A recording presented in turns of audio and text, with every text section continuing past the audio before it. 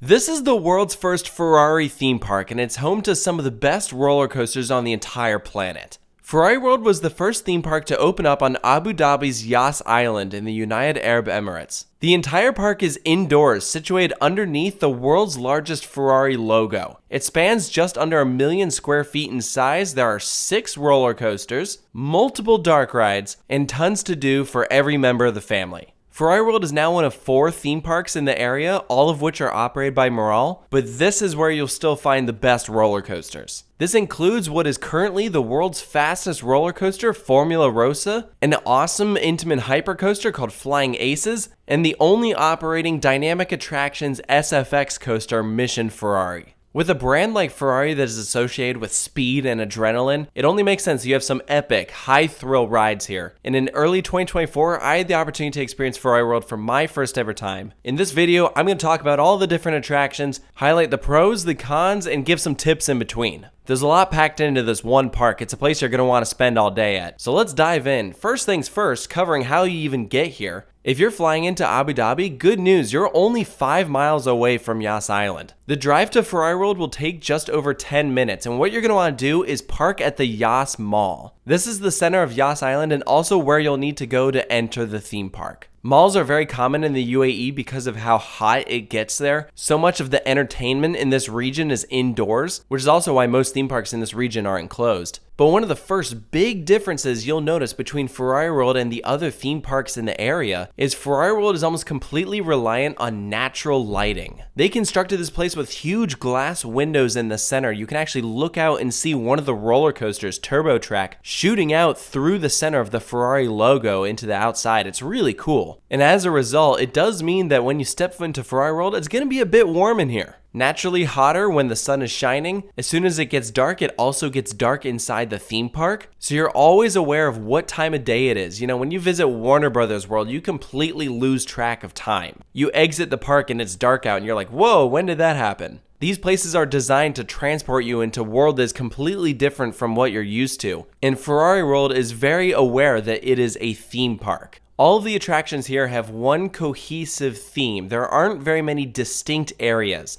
The whole park is an open air design, so it's not immersive like the parks next door. It's more of a vibe like Nickelodeon Universe in America. You can look out and see everything. But they have broken up the park into zones, but it's loose. You have the family zone, the racing zone, Italian zone, and adventure zone. And in some of these specific areas, you might find some attractions that are more themed than others. And before we dive into some of those attractions, I should probably first acknowledge the price to get in here, because Ferrari World is not cheap. If you book a ticket over a week in advance, it's going to be $85 to enter. If you buy it within less than 7 days of your visit, it'll be about $93 US. But there is some strategy here. If you're planning on spending multiple days on Yas Island visiting Warner Brothers, SeaWorld, or Yas Water World, you can get a combo ticket, and that will bring the price down per park per day. So depending on how long you stick around, you might be only spending about $45 US to get into Ferrari World for the day, which is a whole lot better, but it doesn't change the prices once you get inside. Any food you buy will cost you, as well as the merchandise. Because this is licensed through Ferrari, anything you buy that uses the Ferrari logo is gonna be expensive because Marel and Ferrari are splitting your money. I bought a Ferrari World t-shirt because I had a great time here, and I'm really not proud of how much money I spent on it. I think it was like $70 US. So yeah, be prepared. Once you're in Ferrari World, the vibes can only be described as sleek. Because Marel is working so closely with Ferrari, they want the park to match the brand aesthetic. So it's very clean, very polished, and it looks expensive. One of the first things you see when you enter is actual real Ferraris out on display. Lots of posters and ads for Ferraris. It's a very interesting theme for a park, and I was actually kind of surprised that Ferrari has that much brand appeal that it can pull this many numbers. I'm convinced most of that is because of the attractions that they offer. Because like me personally, I have no attachment to the Ferrari brand. This probably would not interest me if it weren't for the rides. But here we are, and I personally traveled all the way across the world so that I could go here. And this wasn't even the first Ferrari theme park that I've been to. I first visited Ferrari Land over in Spain. A much smaller, completely outdoor Ferrari park, also with an incredibly fast roller coaster. So clearly the first one had enough appeal to warrant a whole nother Ferrari park. And while we personally visited on some pretty average days, we felt those crowds when we were in line. We spent 2 days at Ferrari World because we did not accomplish everything we want to do in one day. Now, that's coming from the perspective of someone who likes to do everything. If you're here to just get a couple rides on the roller coasters, you'll probably be fine. But when you come on in, you might want to take a look at those wait times and then decide for yourself whether you're going to want to invest in some skip the lines. Both days we went in February, we saw attractions that at one point had 45-minute to an hour-long queues. Our first day in the park, we got skip the line wristbands. Our second day, we did not. We just waited in the normal standby lines, which was fine for the dark rides and roller coasters like GT Challenge, which were always a walk-on. But the big E-tickets all had considerable waits. If it's your first time coming, it's probably worth the investment to get Quick Pass. During their low season, it's 150 AED, which translates to about $40 US. And if you go during their high season, like December or January, you're going to pay a bit more, about $55 US. And one of the reasons why the lines can get so long is because operations at this park can be hit or miss. We noticed one-train operations on a lot of the attractions. A ride like Mission Ferrari was running at half capacity, and those standby lines just moved slowly. They're very safety conscious here, which I completely understand, but I believe that you can also do that while being efficient. And we physically saw times where the ride-offs were just standing there like twiddling their thumbs. And it was like, okay, come on guys, there's like a full queue of riders here. One thing I will applaud them for, the groupers were very good at making sure that all the seats on the trains were filled. They're always calling for single riders so that there wasn't a single empty seat, and I like that. I just don't like it when it eats up into the dispatch times. And also be aware, if you do happen to go to the park when it's completely dead, the ride-ops will still not allow you to stay on the train and just lap it as many times as you want. You have to go back around every single time, which definitely sucks for a ride like Flying Aces that has a really long queue, but you gotta get used to it. The last thing I'll add about the attractions here operationally, you'll probably want to check the park's website before you go to make sure that the rides you want to do will be open. Luckily, there's a whole page on the park's website for ride updates. They'll tell you when their annual maintenance is. Because this is a year-round park, they're open 365 days. Sometimes a roller coaster will be down for a month at a time. In our case, we missed out on 2 roller coasters, both of which were named Formula Rossa. Yes, we did not get to ride the world's fastest roller coaster, as well as Formula Rossa Jr., the little kids coaster.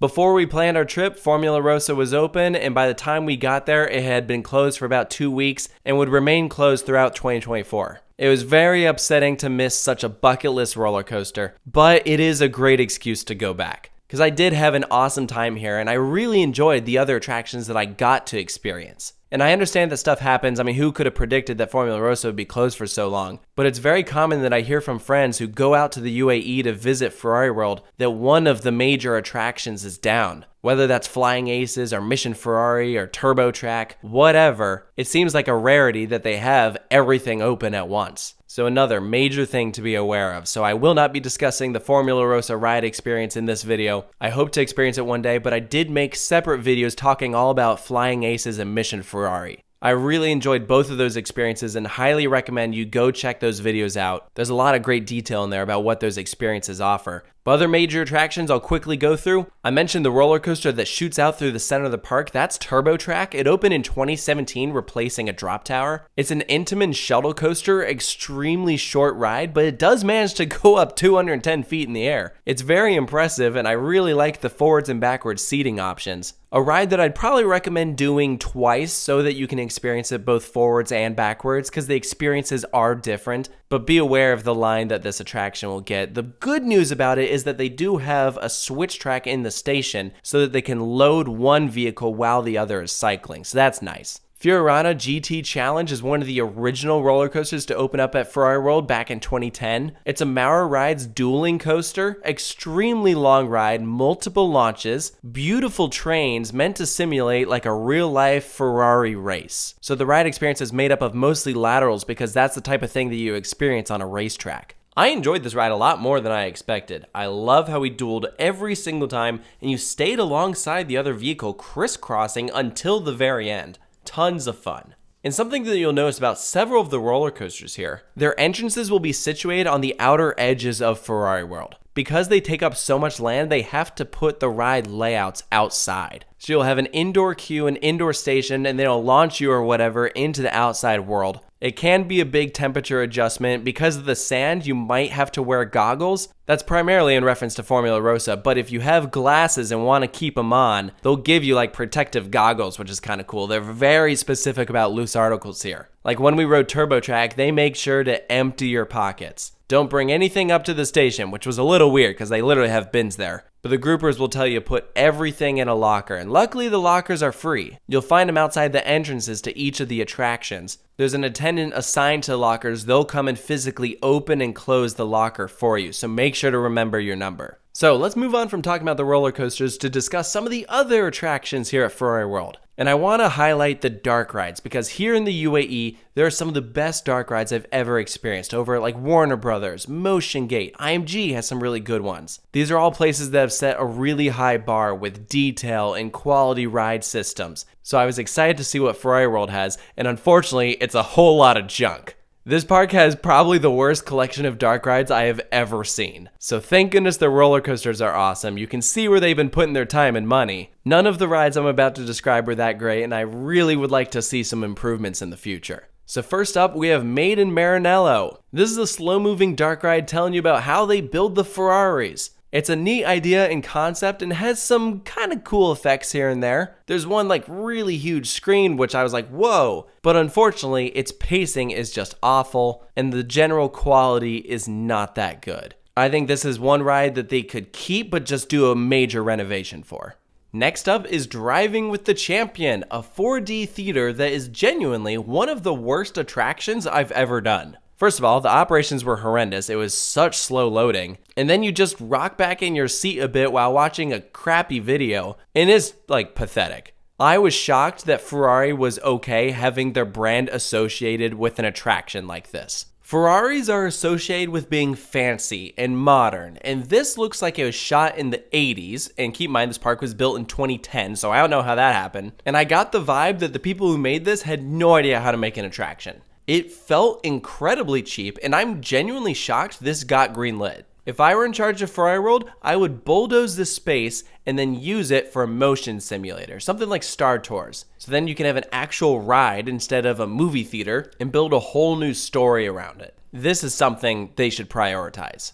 Next up is Benno's Great Race. This was probably the best of all the dark rides in the park. It's very weird and quirky, maybe one of the oddest dark rides I've ever done. It's a shooting dark ride, but instead of shooting a screen, you're throwing wrenches. So I guess you're just like fixing cars? I don't know. It was quirky. I liked the physical sets, and it's clearly meant to be like a kid-friendly attraction, but it still left me scratching my head. This one they could probably get away with keeping. Next, we have Speed of Magic. This is a screen-based ride that follows a kid trying to get his car keys back from a cartoon character who jumped from the real world into a video game, and so you're just like flying through different scenery. It was better than the motion simulator, also very outdated, but still not great. Not an attraction I would willingly do again. But it still pales in comparison to the worst dark ride in the park, which is Viaggio, I don't know how to pronounce this, Flying Over Italy.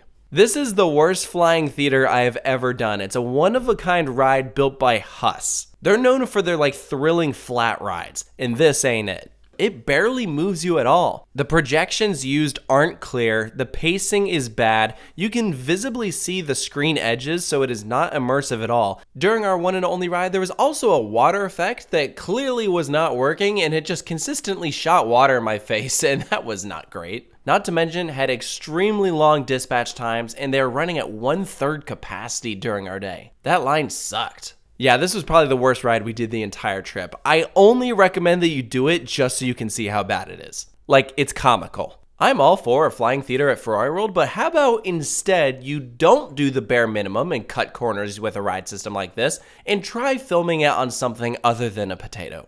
So there it is, our 5 dark rides of Ferrari World. None of which I loved, which is really unfortunate because Hypersphere over at SeaWorld and Scooby-Doo, Batman Night Flight, Green Lantern, Justice League all over at Warner Brothers are great. I know this park is older, but come on guys. Take a break from adding roller coasters for a couple of years and fix up your dark rides. But moving on, other non-roller coaster or dark ride attractions include this very cute car ride that takes you through different scenes of Italy. This was very popular with kids. We did it because it goes right underneath Mission Ferrari and we loved all the little models. One of the few slow-moving car rides that I would actively recommend as an adult. And there were actually several driving attractions in the park, which makes sense for a place called Ferrari World. Plenty of them are geared towards kids where they're in mini Ferraris, which is cute. Karting Academy is an upcharge electric go-kart experience, something we did not do, but looked kind of neat. Go sign up the morning of your visit if you want to do it because it is not just something that anyone can do. It's all based on availability. We also have several climbing attractions, a little kids drop tower, plenty of midway games and challenges including changing a tire of a Ferrari, all very on brand for them. The last big Ferrari World experience that I'll mention that is not a ride that we did do and was really, really cool is a roof walk. For about $35 you can go on top of Ferrari World and see the world's largest Ferrari logo. And you get beautiful 360 views of Yas Island. I really enjoyed this. One of my favorite experiences of the day. I highly recommend checking this out. The sign-up desk is near the entrance to Flying Aces in that little car ride. You just pick a time that works for your schedule and then come back. They'll get you suited up in harnesses and walk you around, take pictures. It was awesome. If you watch any of the other UAE review videos that I did, I mentioned that I never had a bad meal while in the Emirates, and Ferrari World was no exception. All the food here is made super fresh, so it might take a bit longer to get, but everything was delicious once it's in front of you. I tried multiple kinds of pasta at this Italian restaurant that also served pizza. That was super good. I had an incredible burger over by Flying Aces. I swear these UAE parks just don't miss when it comes to food. So in conclusion, Ferrari World is the park of the Middle East for roller coaster enthusiasts. I have a friend who was once on an extended layover at the Abu Dhabi airport on his way to Japan, and he had one day to do anything he wanted, and this is where he went, and I totally get that. If I were in his position, I probably would have done the same. When we were first planning our trip to the UAE, this was top of the list. The roller coasters here are totally awesome, and it makes a visit to Ferrari World worth it. Anything else, frankly, is just a bonus. I spent my time walking around the park so that I could experience everything, and then rides like Flying Aces and Mission Ferrari were the ones that I kept coming back to. Flying Aces specifically was my favorite ride in the entire country, so even if Formula Rossa didn't exist, I would happily come back here just to experience that again. But the good news is, Moral has made it very clear they want to grow Ferrari World. Since the park's original debut, there's been several big new additions, and I personally don't expect them to stop. Expanding an indoor theme park inherently is tough because often it means if you want to build something, you have to take something out. And luckily for Ferrari World, they have what I would consider several expendable attractions that are prime locations for something better. Because think of it this way. If you were to take the roller coasters out of the picture, is there still enough of a draw at Ferrari World to visit? Remove the roller coasters from SeaWorld and Warner Brothers next door, and I think the answer is a very clear yes. With Ferrari World, I don't think it is. It's important to have other attractions that are worth doing. They may not be the attractions that get people in the gate, but they're part of what will make a guest day better. And the reality is, most of the non-roller coaster attractions at Ferrari World are extremely weak, and that makes Ferrari World as a park weaker. And let's be real, there's tough competition in the Emirates. Some of these parks are really fantastic, and Ferrari World's cons are what is holding it back from being what I would consider the country's #1 theme park. They're #1 for coasters, and that's great, but they could be more. The potential is there. They have some great looking areas, and clearly there's enough appeal that people will spend almost $100 to come in for the day. During their peak season, supposedly they'll pull 10,000 plus people a day. That's a lot for an indoor theme park. And don't forget, Ferrari World is directly next door to the Yas Marina, therefore the F1 race that brings in visitors from all over the world. You're gonna get a ton of internationals that will cross over into the theme park because they're already in town and they love the genre. And if they're in town for this year's F1 race, they will probably be back at some point in the future. So you build stronger attractions, they're more likely to come back. And if we even look at this on a global scale, even with Ferrari World's problems, I would still put them in the top 5 or whatever for best indoor theme parks in the world. Yeah, they're not the strongest overall, but there's room for improvement, and if they were to enact some of these changes I've mentioned, it'll make them even better, and I hope that that happens by the next time I'm in town. So let me know down in the comments below if you've been to Ferrari World, what was your experience? Did you agree with the points that I brought up? And if you're new to the channel, please go check out the Park Reviews playlist we have with places from all across the world organized in alphabetical order. Thank you so much for your support, and I'll see you next time.